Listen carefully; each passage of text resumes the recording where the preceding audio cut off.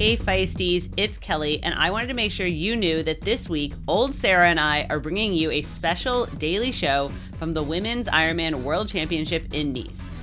Your regular podcast on our break this week, then they'll be back. But we, in the meantime, will have all the news and interviews from the ground here in France, and you can sign up for our short daily newsletters, enter the giveaway from our sponsors, now worth over $3,000, and you can RSVP for our underwater photo shoot and shakeout run at the link in the show notes or feistytriathlon.com/not here to play nice. And of course, get your not here to play nice shirts. Because why are we here? We're here to swim, bike, run, race, but we are not here to play nice. Good morning, Kelly, and lovely triathletes, feisty triathletes who are listening. It's Thursday morning here in Nice. You had to think about that for a second. I did. I was like, where am I? What day is it? What is happening? We had our underwater photo shoot this morning with Precision Fuel and Hydration as our partner. We were like a bunch of people in like really fun, loud caps out there getting their photos done. It was fun, wasn't it? Yeah, it's good. I keep saying our swim, and then I keep being like, well, I think I swam 200 yards. You swam that far? Well, that's because we got cold. So we had to swim to warm up. It is, you guys, if you're not here, or you're coming here, it's like weirdly cold. It is, yeah. Yeah. Like I kept anyone who's been listening to If We Were Riding This for like months, I've been like, you're going to die in the heat. It's going to be so hot. Mm-hmm. And it is not.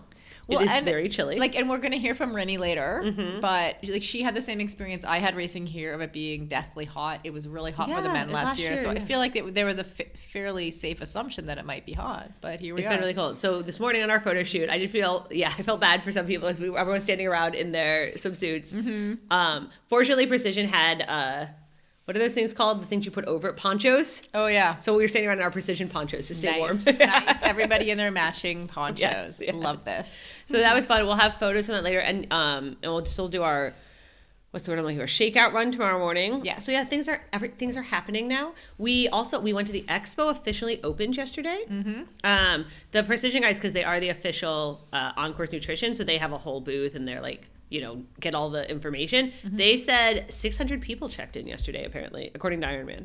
Wow. That's a lot of people. People That's are organized. Almost half, yeah. Yeah, they're here, they're ready. I mean, we know that a lot of the field, I don't know what percentage, you might, came from North America because a lot of women in triathlon are from Yeah, it was only North America. so it's about just under 1,500 people racing, and it is like 400 something from the U.S. And then probably another 100 and so from Canada. So it's a good amount, but it's not half, it's right? It's not half, but I feel like those folks are probably trying to come in early. Yeah. Other people from Australia, other parts of the world. Yeah. And the bulk is actually still from Europe. Obviously, that gets more spread out in countries because, the U.S., we have states instead of countries. You see my point? So, like, if you say, like, that the majorities or the pluralities from the U.S., that's kind of like saying the majorities from Europe because, like, Germany is the size of California, population-wise. Oh, I see what you're saying. Yeah, okay. Okay. So the point is that when you look at overall Europe actually does have the most people here. Right. It's like 40% or something like that. Right. So those people are like probably only going to get in today, yesterday, tomorrow, because they don't have to deal with the time change. I know. The time change, the bane of my life. Yeah. But we did go to the expo to check it out. We also went to buy pants. Because we were very cold. Oh, yes. So I only brought one pair of pants. Yes. And I've been so cold that we ended up like in the expo, like in the Ironman merch store.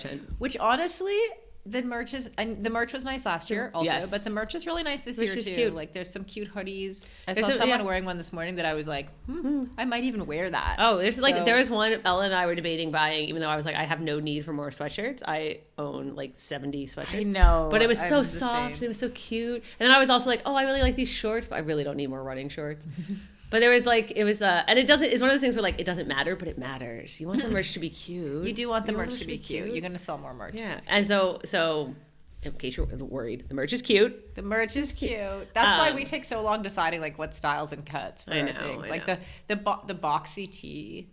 I think they also figured out a little bit more the like, what's the word I'm looking for? The sizing and demographics of who would be here. Like their whole supporter section is like all men's clothes mostly. Right. Which you like, I mean, there's some women's and kids. They have a whole bunch of like baby and kid stuff. So I think they realized like kind of who, they have an Iron Dad shirt now. I thought that was cute. Like the support dad. Yeah, support dad. So I thought it was like they've like adjusted. They've realized and they've adjusted. I like that. Okay.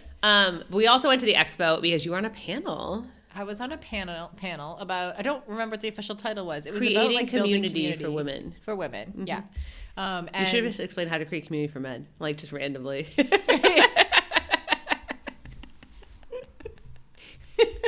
Since there are such vast differences. Right.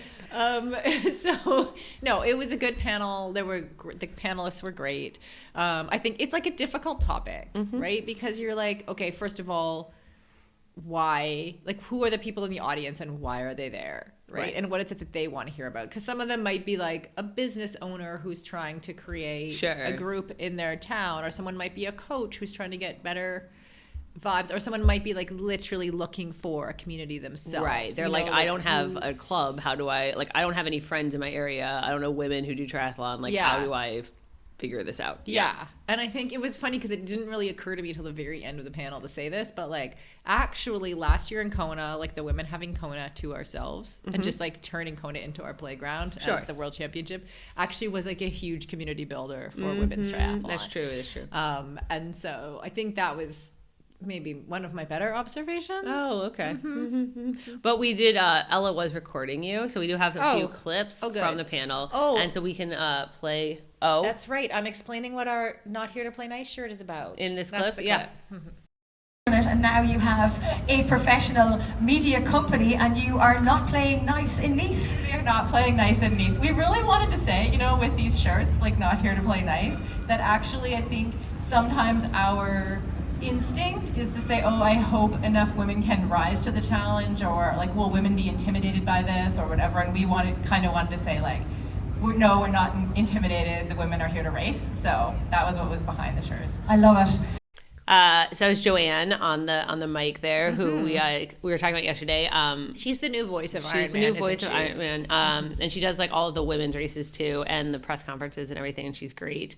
It is an interesting, like your point about like we wanted to say, like there is still this idea, like there was, and you heard a lot of it over the last year, this concern that like, oh, well, we have to convince the women that it'll be okay, that they can do this. Right. Well, there was a lot of like you know what I mean. Like I do a lot of talking behind the scenes, and there was a lot of like, well, make sure that like we market it as approachable. Like there's a lot of like we need to make sure people feel like they can do it. Yeah. And I was like, I get it, I do, but I was also like, yeah, it's a little bit tired. It's mildly condescending. Mild would be interesting. It's definitely condescending. Yeah. Yeah, exactly. Yeah. So there's definitely, so people keep asking, what is the vibe in Nice? And it's like, look, no, it's not Kona. Like it is not Barbie Land, as everyone was calling it last year. Right. And what we meant by Barbie Land was like reference to like the Barbie movie, like this, like a place where women had all the jobs, right? Because the concept in the Barbie movie was like patriarchy had not existed yet. Women had all the jobs and did all the things. And were all the leaders. Yeah. And that was what Kona felt like last year, right? Like we had a woman on the mic. We had women in the broadcast. We had them doing everything. And this is not that, but not like, I think there are some reasons that are just because of, like we've talked about, like Nice is a 1 million person city. It's hard to create like we're the biggest thing in town. We run everything when you literally like don't outnumber the cruise ship goers, right? Like that's just not going to happen. And so it's a lot easier to do that in like a defined space in a Kona. And that's not like, there are pros too, right? It was very cheap to find accommodation. Yeah. It's very easy to get to here. Food is abundant. Yes, and easy to get, and not for a big European city, not very expensive. Right. I do think that as we get closer to the race, and we'll report back on this, but like we're going to go to the banquet tomorrow night. There's going to be, today in the expo, I'm guessing will be busier than yesterday. So I think it's like dependent on where you are. Like you have to actively go to the Ironman locations to be like, okay, now find a vibe. Now we have the World Championship Ironman vibe. Right. So there is, so I don't like, that is just a reality of here. Like that's not, a thing Ironman's doing or a thing any of the brands are doing or right? Like that is just true of anything in knees. That's how like the men's race last year also felt like, oh, there's a race going on. Mm-hmm. But I also do think there's some of this, we're still doing the like, it's okay, women, you can do it. And I thought we had moved past that. I thought coming out of Kona that we were like done with that in some ways. And honestly, that's not the vibe I've got from the racers themselves. No, that's why like the whole like we're not here to play nice. Like I feel like that's what our community is feeling. That's what I'm feeling. But that is not what I'm getting top down. Yeah. Yeah. Interesting. I don't know. I like annoying is not the right word, but it just sort of makes me go, No, I'm honestly, because you know how last year in Kona, there was kind of this, there were some, I mean, it wasn't a sense. I was going to say a sense. I'm like, no, that's not what it was. There were women telling us that they didn't feel like they belonged there. Yeah. That they felt like it was too easy for them to qualify. Because they had been told that so much. Yeah. Yeah. And I'm not getting that here. No, I think that argument is over. Yeah. Whether or not, like I will put it this way. I saw somebody post on Slow Twitch, and there you go, your bastion of equality. I saw somebody post on Slow Twitch, like, oh my God, this is terrible. It's like 70-year-old woman got in with, or 60-year-old woman got in with like a 17-hour Ironman. Like, this isn't a world championship anymore. Isn't that sad? And literally the first comment is like, not as sad as looking it up and posting on Slow Twitch. Yeah. So I was like, clearly even they, and then like a bunch of the comments were like, the women have said it's good, get over it. Like, so they have moved on, right? Like the conversation has moved past. Like there's still those people. Yeah. But it's enough people being like, what the fuck, no. Like, she's 60 and she did an Ironman. Like, who gives a shit? Like, Exactly. So I will, yes, that conversation has moved on. I do not feel like people feel anymore like they don't deserve to be here. They deserve to be here. We've established that. Yeah. And I just would like to see more, I don't know, I would like to see more Bad-Assery, like, from everyone. Yeah, we'll probably Not see just that the on athletes. race day. Yeah. Yeah. The athletes are delivering. That's I want to see true. everyone else. Everyone else Could catch up. Yeah. That should be our new slogan. Embrace the Bad-Assery. Yes. Yes. I don't know how you translate that into French, but I'm sure the Ironman crew will. We'll work on that. Yeah. They keep translating everything into French, whether or not it like totally is a French saying. Like, yeah. So we'll work on that one. I also, before we go to ad break, I want to thank everyone who came to our swim this morning. I didn't get to do that when we talked about it at the top of the show, but it was really, really fun. So thank you for coming here. Thank you for like putting up with a little bit of cold. It was great in the shop afterwards, like just chatting with everyone. So and we solved all of our French credit card problems. Yes, our checkout issues have been solved by Ella. You're like, Ella, you're still standing in a swimsuit. Figure this out. I'm like, Ella, help. All right, we are going to hear from our partners, and then we talked to some pros yesterday, so we're going to hear from one of them. Triathletes everywhere trust Precision Fuel and Hydration to help them nail their race nutrition, including top athletes racing in Nice like Fenella Langridge, Danielle Lewis, and Jocelyn McCauley.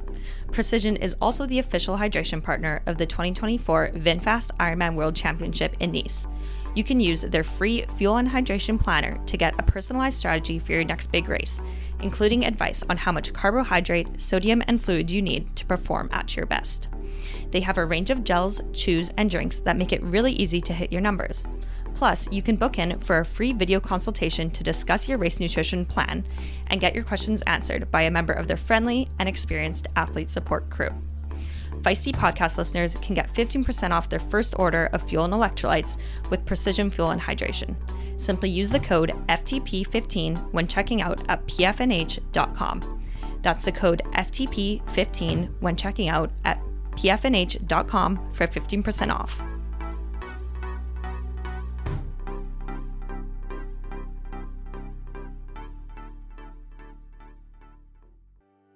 Every triathlete deals with injuries, and more times than not, injuries mean less running or even time off from running. This is where Lever comes in. Lever uses a skeleton frame and elastic cord that you can build yourself and fit onto most treadmills. The system holds you slightly above the treadmill, allowing you to move under partial body weight support. You can take up to 45 pounds off your body weight, meaning that you can run on the treadmill but with less impact on your muscles and joints. This can be helpful in returning from injury or maintaining high volume training while reducing the likelihood of getting injured. Running at a reduced body weight allows you to run pain-free through niggles, rehab from injuries, and increase your performance. The Lever System was also the award winner of the Best Run Product by Global Triathlon Awards and is only around $1,000. Learn more about the Lever System at levermovement.com and use the clickable link in our show notes for 20% off a Lever System. Don't forget to use that clickable link in our show notes and get 20% off a Lever System.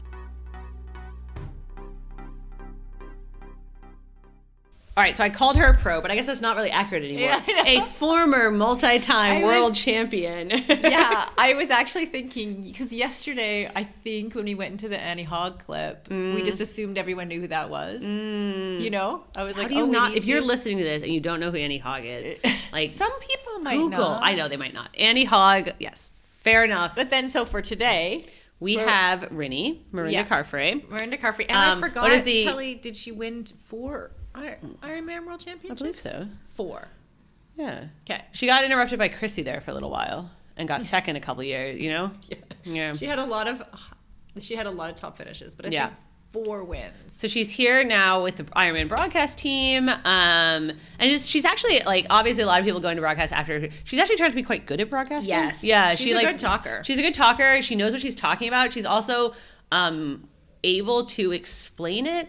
And I think there's this thing that's hard for a lot of people who broadcast where you don't want to talk bad about the athletes because you understand you were there. You don't want to say, like, she's doing a bad job, but also you understand that they might be doing a bad job at that point. Like, they might be messing something up. On. Yeah. So I think she walks that line really well.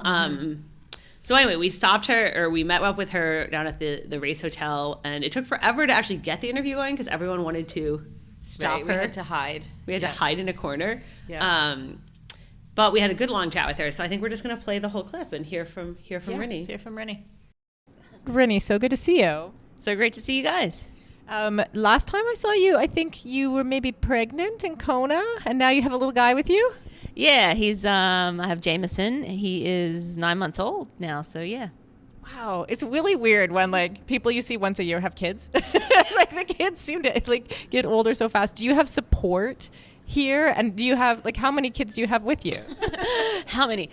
So 2 are at home with Tim, and I brought the nanny and Jameson, so I kind of have it easy. Tim's at home with the other 2, but honestly, they're the big ones. They're my daughter's 7 now. She basically runs the house, and Finn is 3.5. He's quite capable as well. So yeah, we're kind of dividing and conquering. Right. Seems like a good way to conquer Europe. Yeah, I mean, yeah, honestly, the jet lag coming from the US is pretty rough. I feel like it takes a solid week to get on the time zone, so I probably won't get there before we even leave. But I feel like the little guys or kids adjust quicker than we do. So, I mean, we were up for a couple hours last night, and then we went back to sleep, and I was awake, he was awake, and whatever, it was fine. Cool. Maybe we can learn something. And you're on the broadcast team now, right? So what are your responsibilities this week? So this week I'm actually here for the broadcast, so on course with Matt Lairdo and Greg Welsh. But also I'm an ambassador for the Ironman as well, so I'm doing a bunch of appearances for them, which is kind of fun. I get to go on a boat tour with all the VIPs on one of the days. I'm like, I will do this job any day of the week. So yeah, I'm just doing a couple of things for Ironman and also the broadcast. Obviously race day is my big commitment with the broadcast, and outside of that, just meeting with the team and going over, making sure I'm up to date with the ins and outs of the course and all the athletes. So yeah, just trying to bring color to the race as much as possible. Right. Have you ever raced in Nice? Yes, I have, 20 years ago. So my first long course race was here in Nice, France, and it was the international distance. So I had done 1 half Ironman, and it was kind of my first chance to see if I could be good at long course. And I came here to Nice by myself, 23 years old, and the prize money was supposed to be €20,000. That's why I put it on the calendar. And then they changed it race week, and it was 10. But anyway, I won. What? So I'm still bitter about that. But I won this race. It was absolute, for me, a really great personal achievement, and wow, my dream to do Ironman is not in vain. I think I have some talent or something here in the distance. So it was kind of my first eye-opening moment of oh wow, this is where I'm going. And yeah, so Turns out you were right about that. Turns out it was the start of something, and it certainly felt like it at the time. But it was a crazy trip. I lost my wallet on the plane ride, had no money. It was all a whole big thing. Someday I'll tell the whole story of that. Trying to figure out how to find money, foreign country, and Wait, did you get your wallet back? No. So. I did not. I left my wallet on the plane. I had my passport and €100 and that's it. And randomly I was staying up some mountain because somebody in a hostel. And so I get to this hostel and it's like a hostel. So I'm I have my bike and then strangers and bunk beds. And I can't ride down and up every day. And I don't have any money to take taxis everywhere every day. So somehow I got a hold of my mum. Mums are the best. She figured out how to wire me money to some bank here. And then also some other friend had a friend who came and picked me up on his motorbike. And we came downtown and we found a hotel who would let me stay for free until I paid. I'm I promise I'll pay. So eventually, a few days later, I figured it out. I got some money from the bank and paid the hotel. But super stressful. But anyway, I won the race. And so it ended up great. But yes, that was my first experience in Nice. That is wild. Okay, I was going to ask you about the course, but that was a whole other. Yeah, exactly. I mean, I'm super relating because it was my first pro race here in Nice too, on that old distance. Oh, yeah. What year was that? I did it in 2004. Okay, 2003. It's my first pro race. Yeah, and I actually similar thing. Sorry, this is about you, not me. But I was trying to figure out if I could even be pro. Oh, yeah. And I got the last prize money spot, which was 7th. Yeah. And I was like, yeah, I can do this. Yeah. I won money. We're cool. Yeah. Awesome. Great. So this race for Sara and I holds a special place in our hearts. And now you guys know why. So the course, I think we did a more technical course than the courses out there. So our producer's been trying to get me on the course to go check it out, and I just don't have. It's not easy to get around this course, and from what I hear, it'll take 5 hours or 4 hours to drive it, so it's almost quicker to ride it, which I'm not riding it. But I have no recollection of what the course was actually like. I remember some of the descents being sketchy. Okay, I can tell you, we had 16 switchbacks in 5 kilometers on the way off the mountain. Okay. Yeah. I do remember coming down, and I was on a road bike, thankfully, with clip-ons, and I just remember it being I swear I nearly crashed 5 times. And I feel like I was a good bike handler then, but anyway, yeah, I was. Anyway, so I don't know what the course is like for this weekend, sort of. You have a sense. I mean, how do you think it's going to change the outcome of a world championship race having such a different course than Kona? Well, I think a number of things are coming into play here. The course for certain, but also the weather. It's nothing like Kona. It's cold. Everyone's in jumpers, and I think the high is only going to be 72 on race day. So it's going to be the run is going to be insanely fast, given that the back end of the bike is downhill flat. So I think it's going to set up for a ridiculously fast run. And then I think it just plays to the advantage of some of the maybe not so great swimmers who are very good on the bike.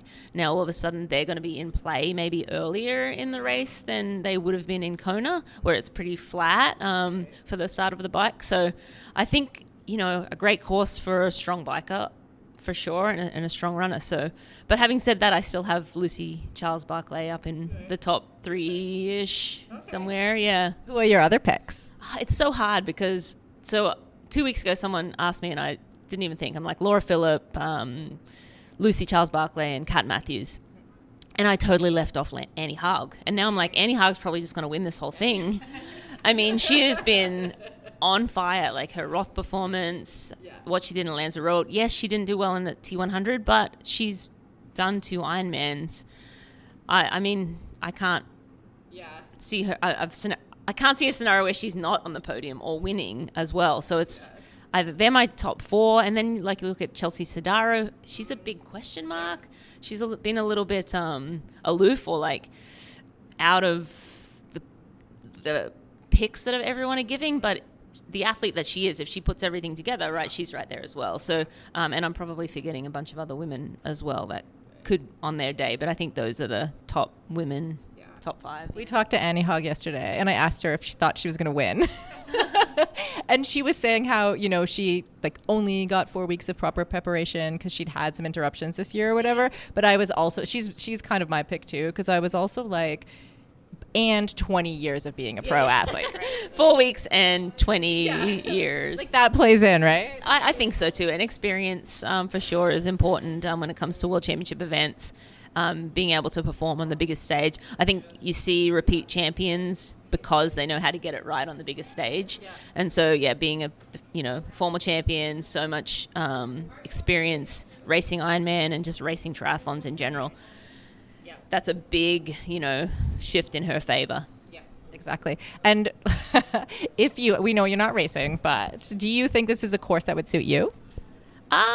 Probably, because I'm not a very good swimmer and was pretty good on the bike and run, but I don't know. I think the heat was good for me. So I think maybe not. I mean, if we had a heat wave like I think the men's race did last year, maybe it would have been a good course for me, but I think I needed everyone else to melt in Hawaii so that I could just run a normal marathon and and get through. I feel like running fast with tired legs, though, could be your thing.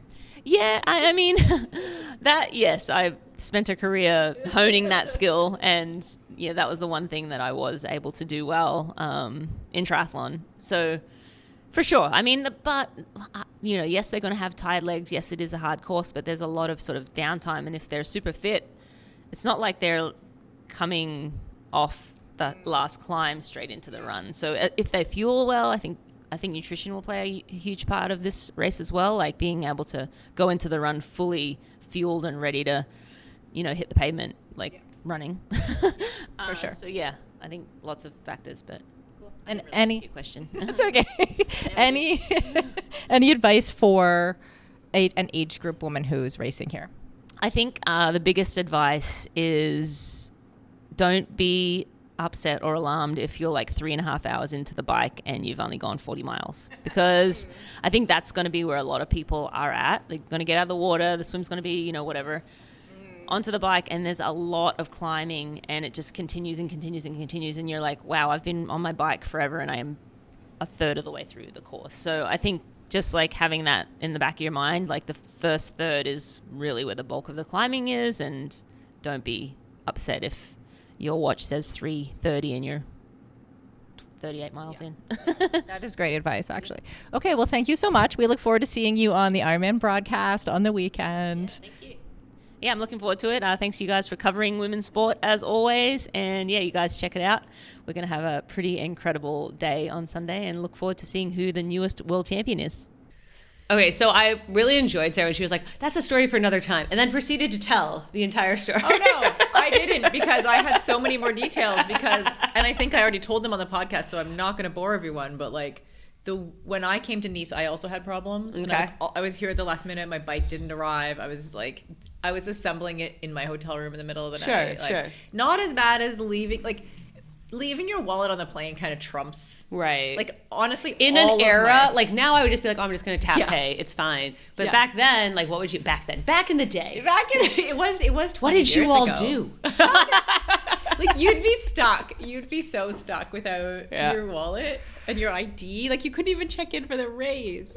So it was good to chat with her. Pretty funny that, there is a long history here. She actually hasn't been back since then either. This is her first, because she wasn't here at men's Nice last year. Because she was quite pregnant then. Right. So it was a too long trip to make, or a miserable trip to make. Mm-hmm. But I also thought, so it was good to hear from her, good insight on all the, and it's kind of funny because to her point, she named the 5 people it could be. Yeah. In the podium. You're like, it'll be 3 of them in some order. Yeah, that's kind of what we thought. That's kind of what we all, right? Which is why I was laughing last night about all these different previews. It's sort of it'll be 3 of those 5 people. Although I can't wait to see who is the just pops in there. Oh yeah, just complete dark horse jumps in there. India Lee. Oh, okay. That's my random. There you go. I like that. Okay, good prediction. But I also thought her tips at the end were good about look, don't get freaked out if you're at 3 hours or 3.5 hours and you're only 40 miles. Because I will say, and I know I've said this a few times, I rode half of it last year. And at like 53 minutes, I was like 9.5 miles in. Oh, and I was like, huh. And then I literally remember going like, I don't think I'm that out of shape. Right. Because I was actually like decently fit. Whatever, right? And you're like, what? So sometimes even though you know that you're going uphill for most of the first, you're still not used to those super low numbers on your on your whatever you use to tell how far you've gone. Yeah, whatever you use. And it's like, obviously, I think like pros develop this skill, right? You tell like, they learn how to adapt to like, okay, I know what, like, I'm fine, but I do think it can freak out a lot of age groupers, a lot of like, especially if this is your like first world championship. Especially if you don't have power numbers. If you don't have power numbers, it can get like, and I would say this is a course where like, if you don't have power numbers, which I know like last year, like at Kona, half the field didn't have a power meter. If you don't have power numbers, it is very important not to overdo it in that first third, because you'll be very tempted to be like, well, I'm going slow, or like everyone, right? Like, definitely don't like hold back a little, because even if it feels slow, even if it feels long, the last 30 miles take like 25 minutes. Right. I'm kidding. Not that much. But it does go by really fast at the end. Yeah. Which we explained in our baguette course preview. Oh, right. So yeah, if you need more course details, we have a very go to our reels. Excellent course preview up on our Instagram. My mom says you will remember all of our tips. Okay. From our preview. And Callie's mom knows, you know.